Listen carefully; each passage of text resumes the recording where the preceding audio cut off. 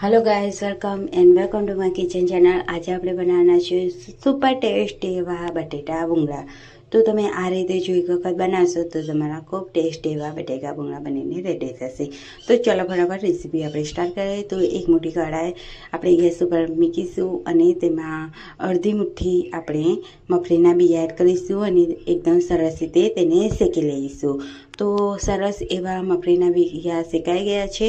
તો હવે આપણે તેને કાઢી લઈશું અને તેનો ભૂકો કરી લઈશું। તો કરકરો ભૂકો તૈયાર કરવાનો છે, ખૂબ ટેસ્ટી એવો લાગે છે।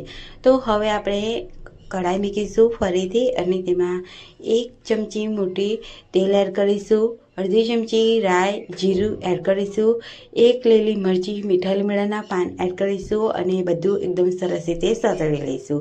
હવે આપણે 2 મોટા બટેટાને બોઇલ કરીને લઈ લીધા હતા, મેં પહેલેથી જ બાફીને મૂક્યા હતા। તો હવે આપણે તેમાં એડ કરીશું।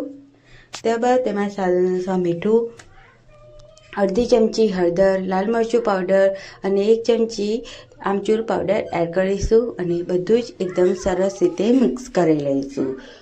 તો હવે આપણે તેમાં સિંગનો ભૂકો આપણે રેડી કરી દીધો હતો તે એડ કરીશું અને બધું મિક્સ કરી લઈશું।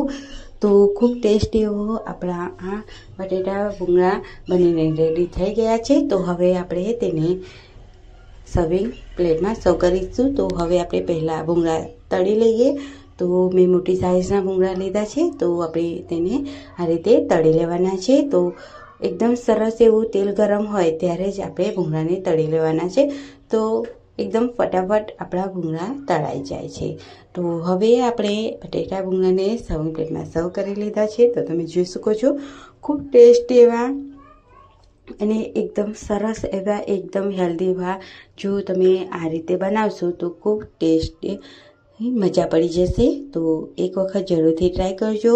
તો આવી જ રેસીપી સાથે અને આવા જ અવનવા વિડીયો સાથે આવતી રેસીપીમાં મળે, ત્યાં સુધી બધાને આવજો, બાય બાય, ટેક કેર।